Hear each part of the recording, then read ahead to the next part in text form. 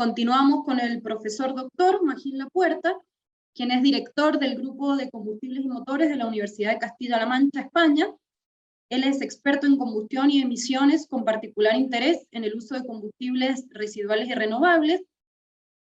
Particularmente en relación con la temática que hoy nos convoca, el doctor Lapuerta investiga sobre la medición y modelado del efecto de la deposición de partículas procedentes de emisiones vehiculares y otras fuentes sobre el albedo de superficies nevadas, además del efecto del tamaño del grano de nieve asociado al tiempo transcurrido desde la última precipitación, efecto de la distribución de tamaño de partículas depositados, efectos sobre el cambio climático y la variación de la constante quiróscopica del agua a causa de los contaminantes depositados en la nieve. Hoy el doctor Lapuerta nos hablará sobre el estudio espectral de la reducción del albedo para superficies de nieve contaminadas con aerosoles de hollín, comparación de resultados experimentales y modelos. Adelante entonces, doctor Lapuerta. Bueno, muchas gracias Florencia, muchas gracias Francisco por la invitación a este workshop. Pero bueno, yo voy a intentar resumir porque creo que llevamos retraso. Y bueno, pues yo quería empezar con una introducción de los efectos ambientales que no la voy a desarrollar porque ya Francisco ha comentado cuáles son estos efectos. Simplemente si acaso decir que todos están relacionados con la interacción de estos aerosoles con la radiación electromagnética que es la luz, pero bueno, no merece la pena dedicar tiempo otra vez a esto. Esta transparencia sí que quiero detenerme un poco porque, bueno, pues porque quiero que la audiencia sepa qué son las partículas que se emiten desde en general desde cualquier proceso de combustión y en particular en los procesos de combustión que hay en los motores de combustión interna que equipan los vehículos. Bueno, pues son aglomerados compuestos por esferas carbonosas de tipo grafítico, aunque desordenado, como se puede observar aquí en la foto de alta resolución. Y esto es importante porque esa interacción de la que hablaba con la luz depende mucho de cuál es la estructura, la forma del aerosol, la estructura interna de estas capas grafíticas, de la composición química, si hay impurezas, si no hay impurezas, todo eso y afecta mucho a cómo interacciona la luz y por lo tanto a los efectos medioambientales de los que antes hablaba. Pongo esta transparencia para incidir en el carácter espectral de la radiación electromagnética, porque es una información relevante, no solamente el valor integrado de estos efectos, sino también el valor espectral, es decir, la interacción que ocurre en cada uno de las longitudes de onda. En definitiva, la presencia de estos aerosoles en la atmósfera origina esta interacción de la que hablaba, de tal manera que estos aerosoles, estas partículas, absorben una cantidad de energía que normalmente se relaciona con la energía que incide sobre ellas,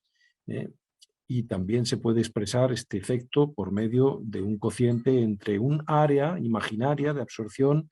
que sería el área que capta, de alguna manera, algún tipo de interacción con la radiación electromagnética, y el área realmente proyectada. Pues esto se puede hacer, este balance se puede hacer en términos de absorción o en términos de energía dispersada, la suma de las cuales sería la extinguida, puesto que transmitida en partículas que son opacas, pues no hay mucha, con lo cual la eficiencia de transmisión sería prácticamente nula, pero es curioso observar, por ejemplo, que estas eficiencias pueden ser incluso mayores que la unidad, lo cual quiere decir que las áreas de absorción, las áreas hasta las que alcanza esa interacción, son incluso mayores que el área proyectada, que el área geométrica. Bueno, a partir de estos datos, de esta información, de la interacción con la luz,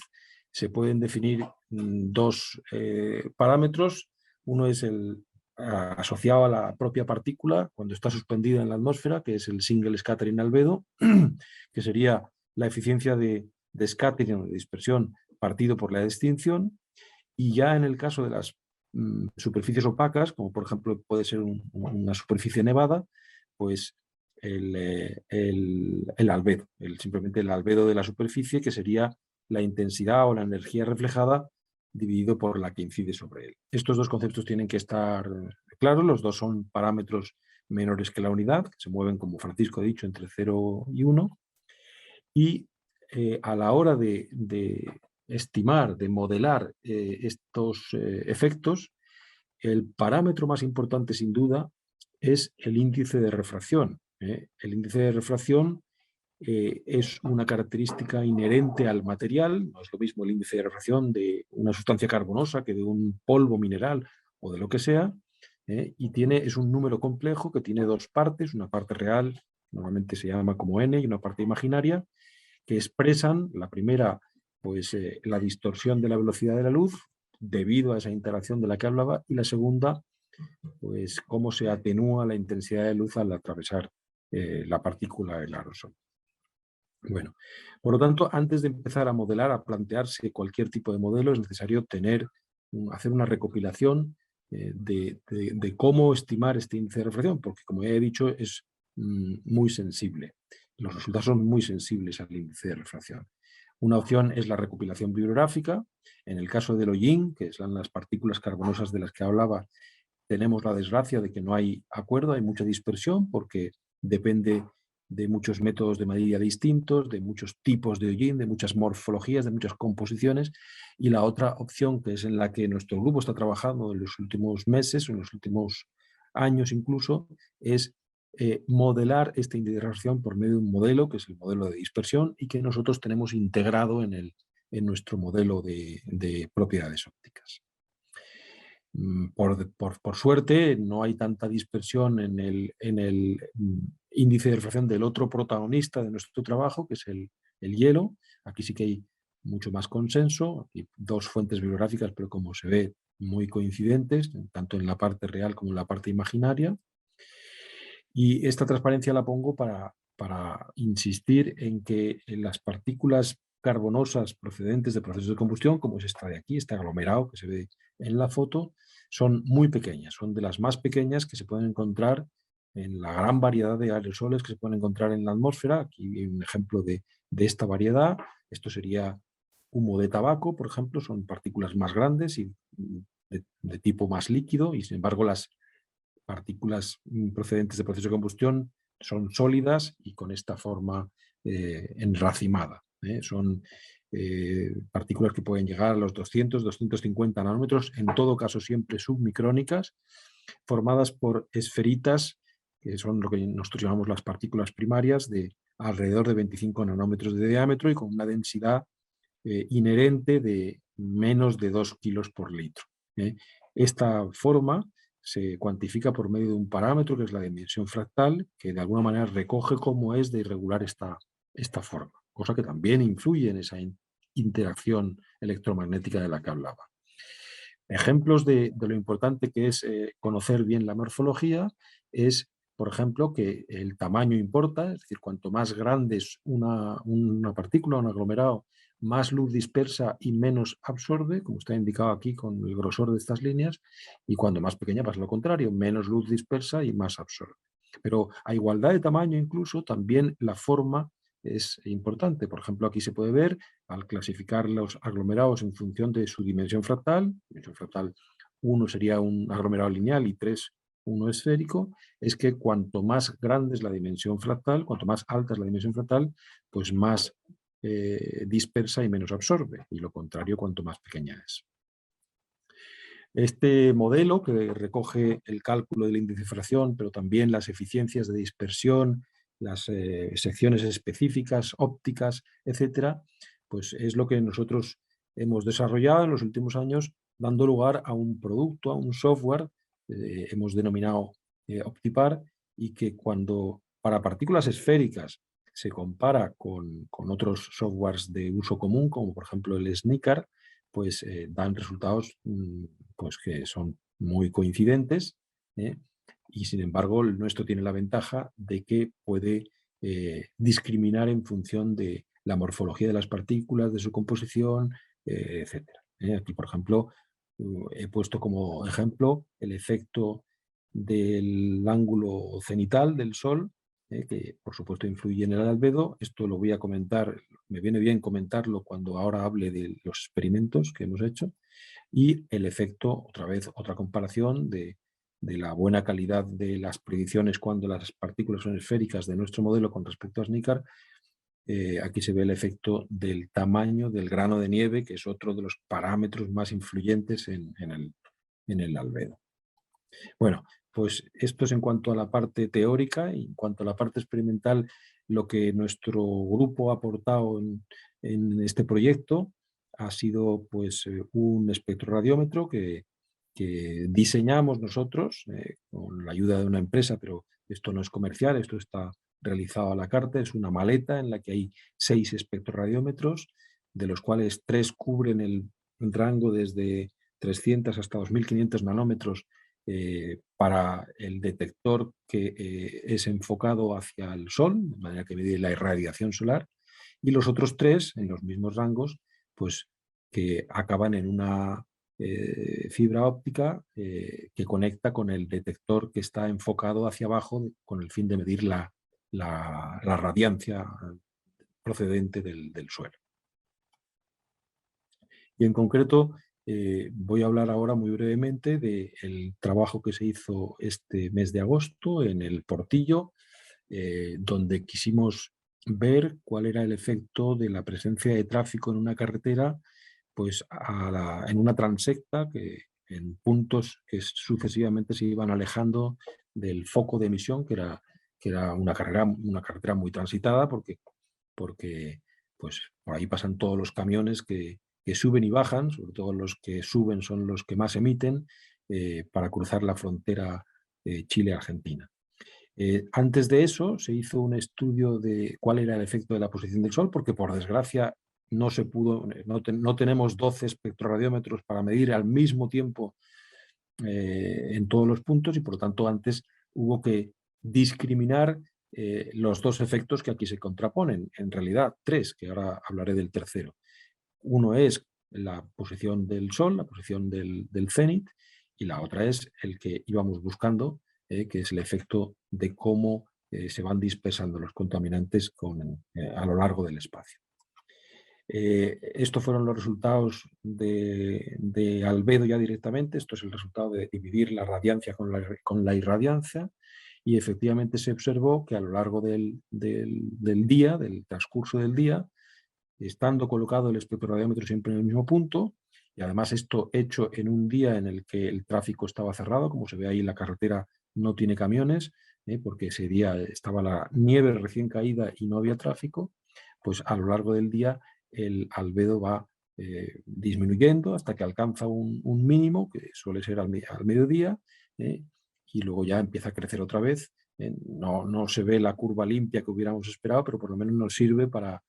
confirmar que esa es la tendencia y para restar esa tendencia a los otros ensayos que se hicieron cuando al día siguiente se ensayó a lo largo de la transecta. El otro parámetro también muy influyente es el tamaño del grano de nieve. Por lo tanto, como habéis visto en el ejemplo que he puesto con el SNICAR y el OPTIPAR, pues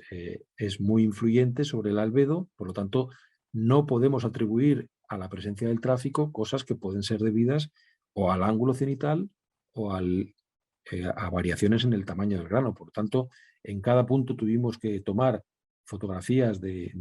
tamaños de grano de nieve, como lo ha mostrado antes Francisco en algunos ejemplos, y con la rapidez suficiente para que no se derritiera, como habéis visto en el vídeo espectacular de antes. Y bueno, pues aquí se determinaron alrededor de unas 20 partículas, algunas 20 granos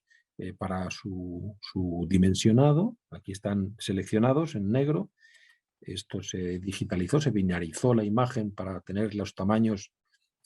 ya aislados,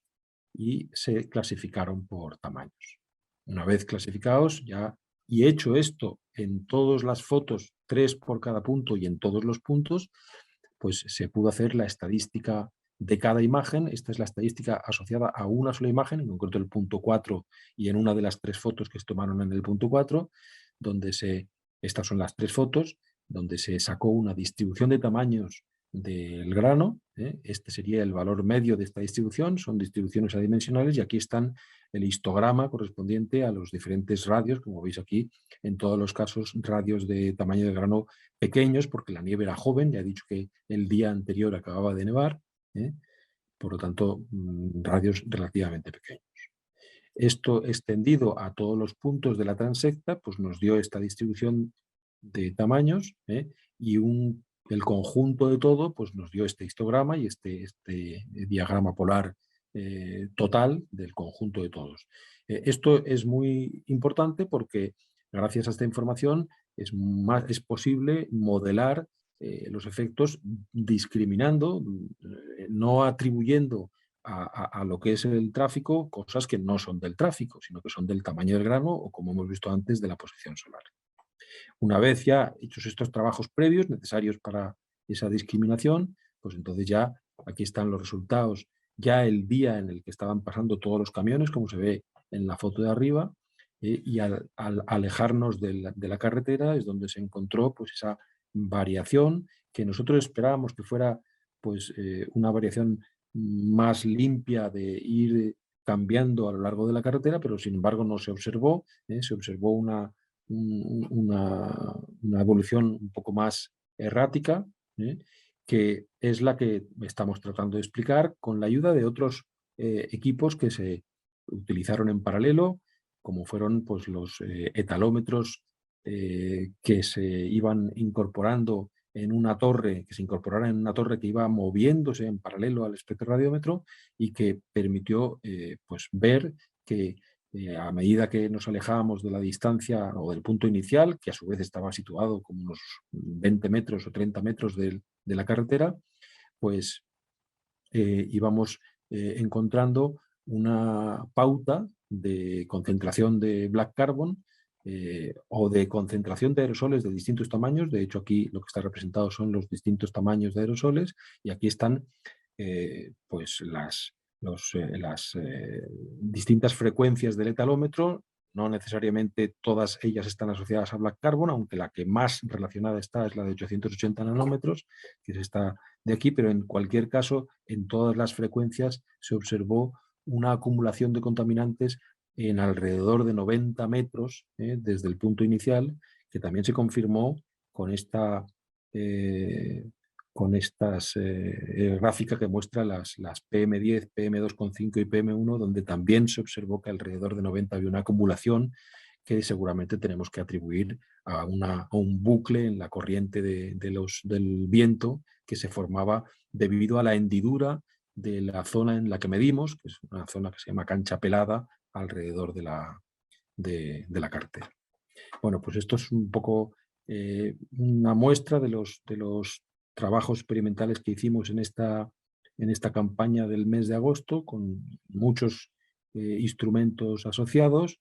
que luego no es fácil sincronizar toda la información ni interpretarla conjuntamente, pero en eso estamos. Simplemente era una muestra del trabajo que estamos haciendo. Y esto es todo lo que tenía para contar. Muchas gracias.